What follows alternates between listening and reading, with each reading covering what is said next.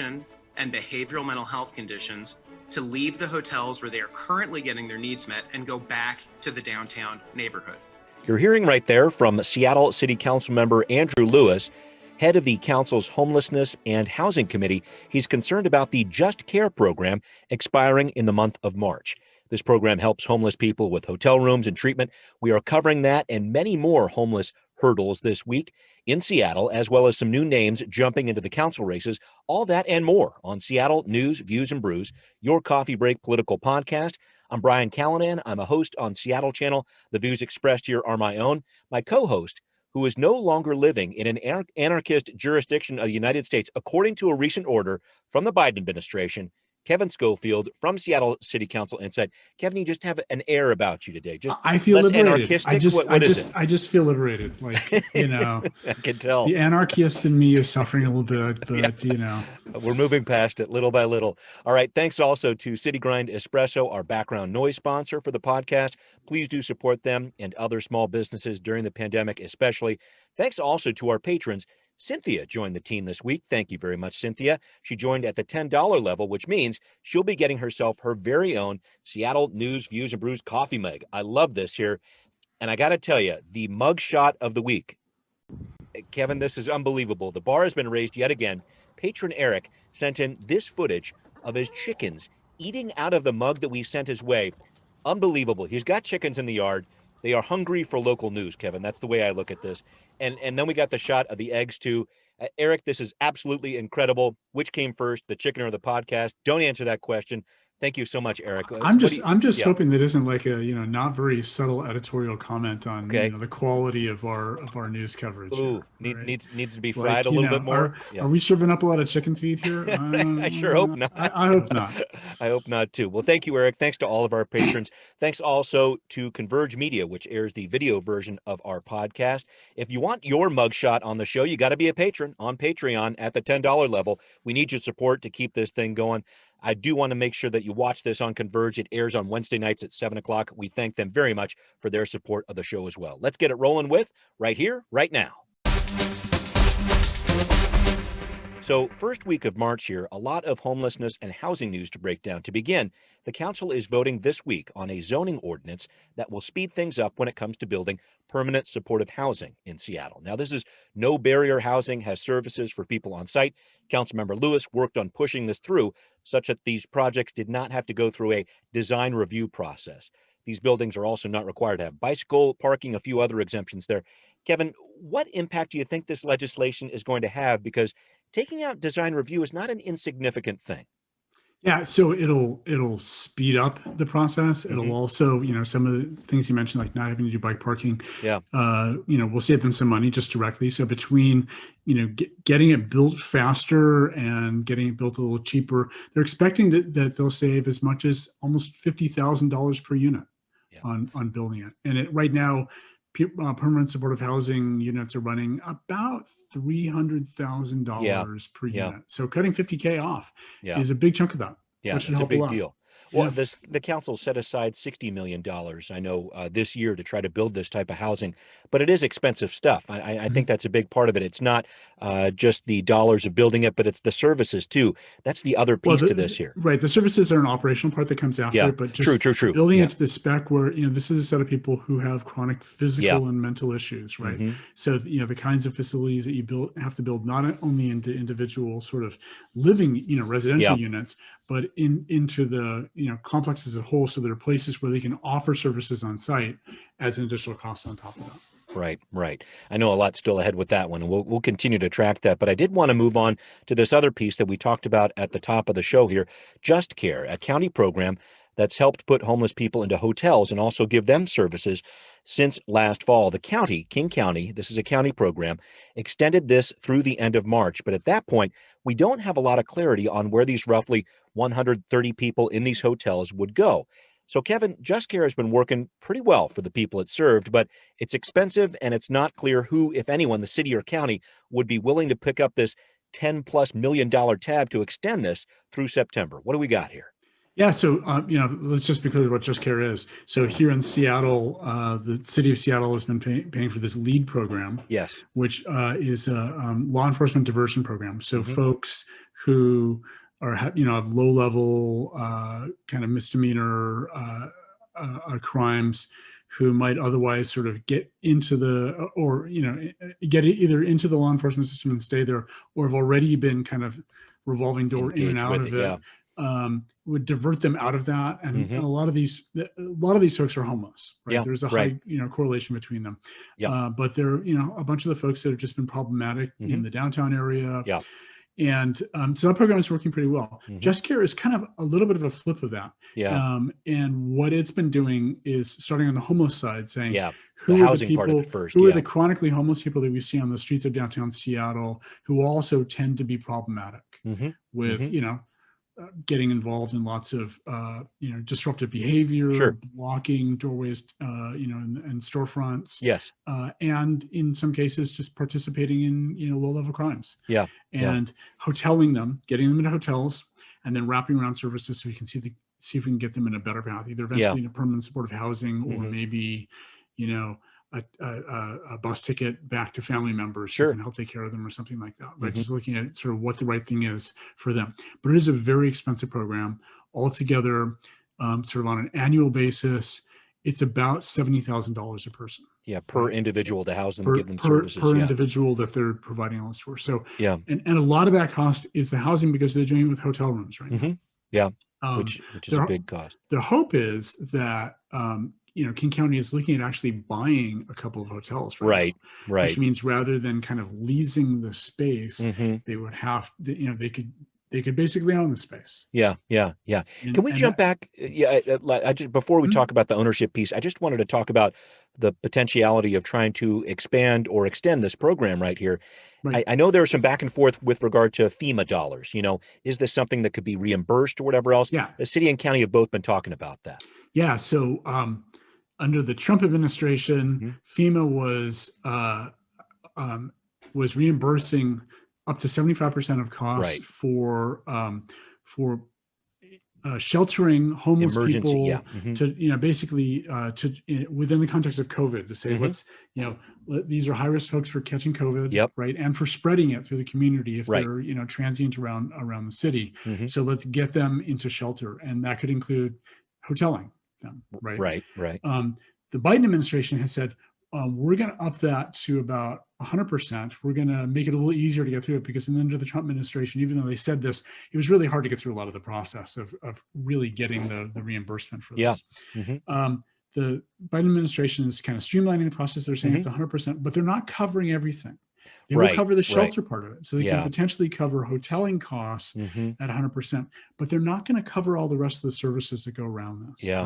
So that's helpful, but it's not everything. So the city and the county, if they want to continue this program, and Just Care is a county program, it's not a city program, although it's primarily helping the city of Seattle. Councilmember Lewis was clear on that part. They're going to have to find some money to pitch in for this. So, and it's not like cities have, $10 million floating around in our back pockets right now. They're all dealing with revenue crises right now, still left over from, hangover from last year. So Councilmember Lewis is running around trying to see between the city of Seattle and King County and other, potentially private sources what to do. He's reached out to a few of those. I had an exchange with King County Council member Jeannie Cole-Wells, who is kind of working this from the county council side as well. She is very concerned about the ongoing expense of this.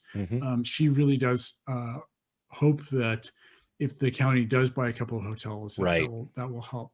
And there is a program King County passed 0.1% sales tax. That is supposed to, contribute to a fund to allow them to buy these kinds of facilities. And Specific to housing. It's not clear how much money is going to come out of that, because a lot of, one provision around that was cities could opt out and do their own 1%. 0.1% instead. And a lot of the cities in King County are doing that.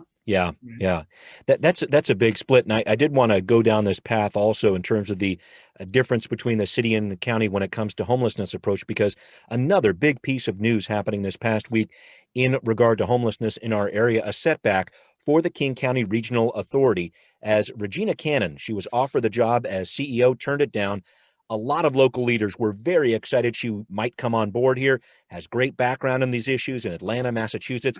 It's not happening. Not really clear as to why exactly she turned down the job. But Kevin, I just want to try to ask this bigger question.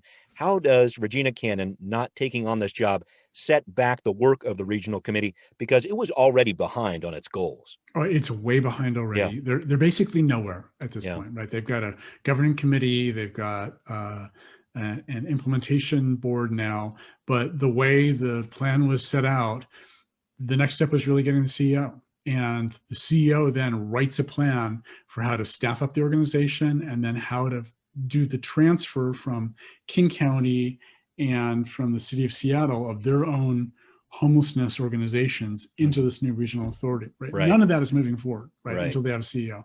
And it's been months and months. CEO was supposed to get hired last summer. Right. And now they're back to the drawing board again. Yeah, because this is something that the county introduced or talked about back in September of 2019.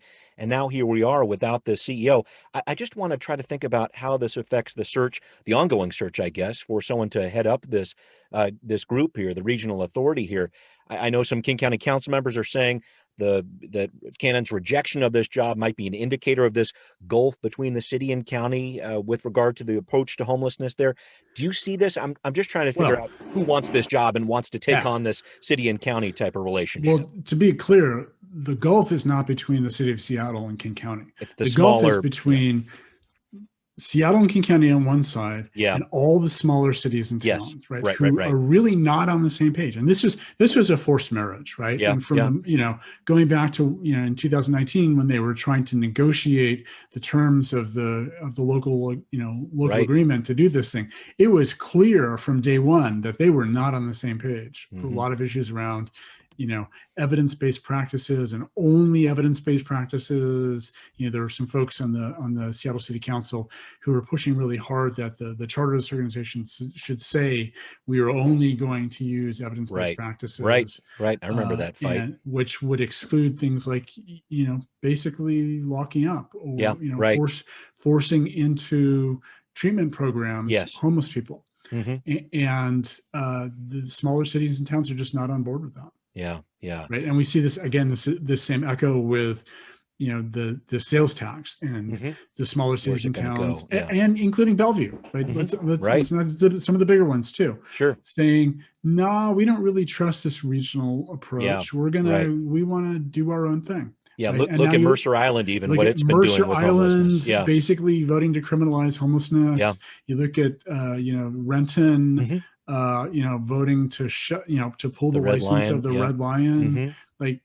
We're a mess. Yeah, we are not in King County of one view on how to address homelessness, right? And that is our biggest impediment. So, we haven't, as you mentioned, we haven't really heard why she turned down this job, why Regina Cannon turned it down.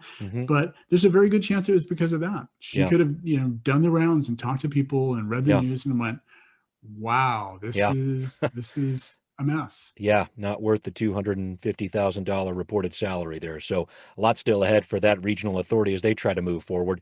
Let's us move forward with Now Hear This. After a tumultuous last few weeks, the BlackBrilliance research project presented to the city council last week. Now, we've been following this for some time here. $3 million went to this project as a way to reach out to communities of color about public safety and actually figure out where $30 million in participatory budgeting funds should go. But there have been some financial issues from this project, clouded its future. Also, the researchers decided to part ways with King County Equity Now, some concerns there. And I want you to listen to a few of the things said at the meeting last week. The city must be clear about what power we're transferring to community. We must be clear about how we're transferring it, mostly because folks are sick of being at tables where decisions have already been made. Kevin, in listening to a lot of this, I saw sunny dispositions, people thinking very positive about this. What were your takeaways from this? Because I know there are a lot of questions around this, including some questions from the state auditor about this contract that we have. Yeah, and there were several elephants standing in the middle of the room that no one was talking about. Certainly one of them is the issues around the contract. And the other is the fact that there has been this split between the researchers who are doing this work and King County Equity Now. Yeah. And King County Equity Now was not in the room for this presentation last Friday on this. They and that's a very, very conspicuous absence. And that raises all sorts of questions, not only about the legitimacy of this work, right, and what they reported on now, but who takes it forward? Yeah. Right. Yeah. Who is, they want to organize this $30 million participatory budgeting process. Right. Whose job is it to organize it? Whose job is it to, is it the researchers who really, you know, aren't organized into their own organization, right? You can't contract with them because it's a bunch of individuals. Yeah. Can you work through the Freedom Project, who I know was the fiscal agent on this, sort of helping King County Equity Now get this together and connect with the council there? But, you know, at this point, we still don't know, you know, how well the Freedom Project did in organizing the first contract. Sure, right? sure. And we know there are a bunch of problems with it. Yeah. We know there are a bunch of problems with execution. Yeah. How could they allow this big split between the researchers and King County Equity Now on their watch? Yeah. Right? They were supposed to be the fiscal agent for this. And there's been lots of complaints about researchers not getting paid, about researchers getting paid, but maybe not actually doing any work. And that's all on Freedom Project's watch as well. So, you know, are they the right people to be involved in this? Is King County Equity Now the right people to be involved in this?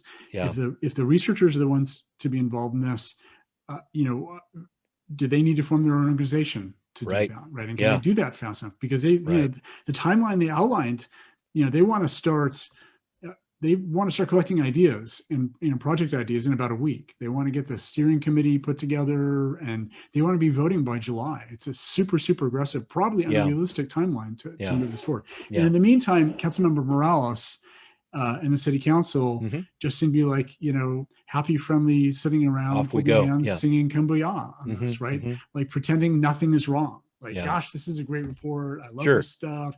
Let's move forward. Sure. And really, you know, they didn't ask any hard questions at all last Friday on this. Like, hey, is this timeline realistic? Do you really, I mean, you really, you know, they want to have everybody in Seattle, including, you know, not just residents, well, everybody 10 years older, not just residents, but that age range is very interesting. People going to school in Seattle, people who don't necessarily live in Seattle, but work in Seattle, be able to vote on this. Right. How do you, like, there's no list of those folks. Right. So somebody's got to put together that list. Somebody's got to put together a system that can't be gamed. Because you're allocating $30 million. That's not pocket change for sure. You can't game the system. No. You got to have some kind of voting system, and it has to be accessible. So it's got to have paper ballots and an online form. Sure. How do you do all that by July?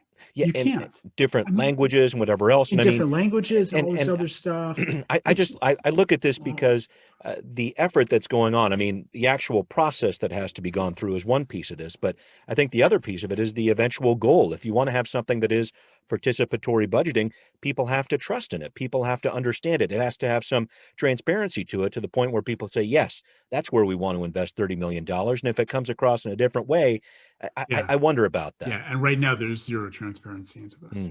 Right. Well, I won't say zero. The BlackBrilliance researchers have been doing these weekly teach-ins. They're a little bit more of kind of hand-holding. Gosh, everything is great. There's a lot of positive spin in them. Sure. But they have tried to be fairly transparent about you know, the kind of research that's being done. So I want to make sure I give them credit for that. Sure. But in terms of the city council and how they're managing it, in terms of, you know, King County Equity Now and Freedom Project and the finances behind this, there's just an incredible lack of transparency about this. And I know we talked about the possibility of the mayor's Equitable Communities Initiative potentially joining up with this effort somehow. I wonder how that'll pan out. And it was really funny because in this meeting last Friday, Latanya Severa, one of the two co-lead researchers, said, when that issue came up, said, hey, you know, we'd love to get, you know, that $30 million out of the participatory budgeting pot. It's like, we'll just take their money and put it in. It's like, I don't know if it's going to work that way. Okay. All right. Well, tell you what, I want to check on another issue floating through City Council, went through last week. Helping people run businesses out of their homes could be a boost for folks during the pandemic. Councilmember Strauss brought this up. This is a bit of a land use issue that's going to end up in his committee. A cider bar in his district there in Ballard, running out of someone's garage, had to be closed down after some neighborhood complaints didn't really fit into the city's zoning laws, as it turns out. So Councilmember Strauss and Council President Gonzalez are introducing the Bringing Business Home small business flexibility here. Small business flexibility bill. It's an interesting concept here, and I want to try to talk about pros and cons with this, Kevin. What do you think about this proposal? Yeah, it is an interesting proposal. So Yeah. It starts with this notion that there are a lot of folks who just can't run their retail business right now out of a storefront right now, and so they're trying to save some money and run it out of their home. And there's overlapping regulations that cover this, right? Okay. There is, health department regulations and, Office of Labor Standards regulations, some signage stuff going on too. SDCI regulations, but there's also zoning law. Yeah, right. That has to do with things like, if you've got a business in a residential zone, how much parking can you take up for that? Yep. What can you do in terms of signage? Yeah, and all those things. And these businesses, businesses like Yonder Bar, the cider bar we're talking about, Ballard, that was kind of the impetus for this, were following the health code, following the other regulations, but they ran afoul of the zoning code. Right. Yeah. Has a business license, has the liquor license, all that. Yeah. Yeah. They can do all that, but then the zoning code is what tripped them up on this. Right. So Strauss and Gonzalez have proposed some interim regulations for the next year that would loosen a bunch of those regulations, right? Around the number of workers they could have at the business that don't live in the home, about the amount of parking they could have, about the ability to use their own driveway related to the business, things like that. Councilmember Juarez, it's played a little bit of devil's advocate, saying, well, wait a minute, like if I set up my own, selling fry bread from my garage and, an espresso stand there, am I going to be competing with other local businesses still in the retail district that like we want to keep running? Or in fact, is this going to become a cheaper way where we create, an unlevel playing field and we create even more competition than existed for them? That, because I've heard from a couple of retail outlet owners who are concerned about this, restaurant owners who are concerned about this, and they're saying, wait a minute, I'm a restaurateur who went through the trouble of renting out the space and following all the laws to do this in a commercially zoned area, and you don't have to. Wait a minute. I mean, I think there's a disparity there potentially. Yeah, right. But all that said, I actually do want Councilmember Juarez to start selling fry bread from big time. Yeah. And I'm thinking we go in, we'll get I Got Fried and D5 t-shirts or something like that. What do you think? Yeah. I don't know about her barista skills, so I'm really kind of iffy on the espresso stand side of the fry bread. She's full of hot stuff quite often there. She does these live in D5 events every summer. Oh yeah. Those are good parties. They get local tribe to come out and do fry bread, and it's awesome stuff. So I'm sure her fry bread recipe is just killer stuff. But that aside, they had a good discussion. It was a very as Councilmember Strauss said, when they had this discussion in his committee, they said, I like that we can disagree without being disagreeable. True. It was a very polite discussion. It was a good kind of thoughtful discussion. We'd love to see more of those in the council meetings where they're not really sort of being divisive about these kinds of things, but really kind of fleshing out like, hey, this is more complicated than it seems. It's not just, hey, let's listen to these regulations. And there's, also the issue about what happens a year from now. Yeah. Okay, fine. We loosen this for a year, and these guys get really settled into running and established in a year. And the rules for interim regulations say the council can do basically whatever they want for 6 months. Sure. If it's going to be longer than 6 months, like a year, then it has to include some kind of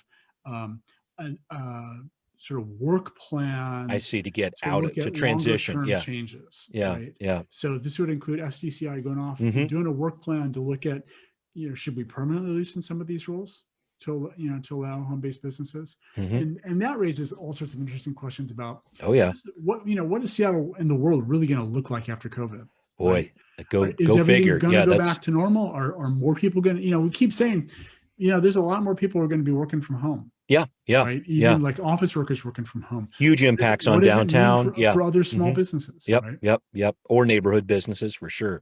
No, Yeah. there's a ton ahead with this, and it'll be discussed further in the council coming up in the weeks ahead here in March. Let's move on to our final segment here. What's next? Okay, what's next? Well, a few new names emerging in our citywide council races. Briana Thomas, she is a legislative aide for Council President Gonzalez, now wants to take the position 9 council seat. Her boss is leaving as Gonzalez runs for mayor. And we also have Mike McQuaid running for the position 8 seat against incumbent Teresa Mosqueda. McQuaid, a part of the South Lake Union Community Council for the past decade. Kevin, your take on these candidates. Maybe we can start with Briana Thomas. She was a council candidate back in 2015, didn't make it through the primary. Any thoughts about Briana? Yeah, she certainly has a lot of experience in city government, right? She's got that. Has worked on a few political campaigns She's too. been, I don't know her that well. I've had a couple quick conversations with her, but nothing really in depth. She's chief of staff to the council president right now, so she's seeing a lot of behind the scenes, how that works. The city sort of at the moment seems to be kind of fond of former city council staff. True. We've got Strauss, Peterson. Strauss, Peterson, Lisa Herbold. Yep. You got it. Lewis. Yeah. I mean, there's a bunch of them, right? So she would kind of add to that list. Would that make her a successful council member? It's a very different job. Yeah. And I think the jury is still out as to the other ones as to how well they're going to be considered. This city council certainly doesn't have very high approval rates. No. So she's got the city government experience. She is known. She has a reputation for being an activist in Seattle, right? So she's got some connections to activists that'll help her raise money and campaign out there. Yes. I think personally, it's great to see a Black woman running. Absolutely, we've got a lot of candidates of color going on this. We have no Black people on city council right now. That's true. That's true. So I love seeing strong Black candidates running for office, and we'll just see how she does. I'm looking forward to learning more about her. Me too. I know I've met her as a legislative aide, and that person behind the scenes. Being in front of it, as you say, is a very different job. Mike McQuaid, different situation here. A recent report in the Times shows he was charged with assault and harassment back in 2015, threatened a man with a chop saw, apparently. The charges were dismissed after a year of probation. McQuaid told the Times he wished he could take back what he did. I have not talked to Mike about that. I have talked to him about his support for the Seattle streetcar and other downtown business-friendly ideas. Where do you see his run going against Councilmember Mosqueda? Yeah, so McQuaid is a South Lake Union community neighborhood organizer. Been doing it for years. Been involved in the community council there. So he's got some connections to community there. Sure. This is a citywide position. Right. He's up against a really tough competition. Right? Mosqueda has really, she's been in office for a while now and running for election, so she's incumbent. She has big labor backing. Big labor backing, which is going to get her lots of money and lots of help in campaigning. Again, the city council is not terribly popular. And these are citywide races, which make it a very different thing than a district-based race.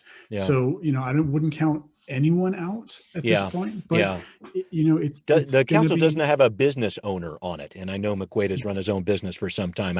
That's been a critique I've heard of the council over the past several months here. He's certainly much closer to the center than Mosqueda. Agreed. But, the primary is going to be an interesting time for all these candidates, and we're going to see more of them really have to fight for not only attention but to talk about their real ideas and what they want to do. And I think, again, like with Briana Thomas, we're going to have a lot to learn about McQuaid. Absolutely. What he actually thinks about some of the harder issues. No, it'll be a good challenge ahead for all these candidates. Well, it is time to shift into the most delicious part of our podcast, where we discuss the baked goods that are so important with every coffee break. Kevin's the baker. I'm the eater most often in this scenario. So, Kevin, I thought for the month of March, we're going to see this creature start to make its way around. The humble butterfly, if you will. And this is in shortbread form, of course. My daughter makes these, and they're incredible. It's something about these simple treasures. There's not a lot to it, but but boy, something about the crisp to it. I know you're a big cookie guy. I just wanted your thoughts on these.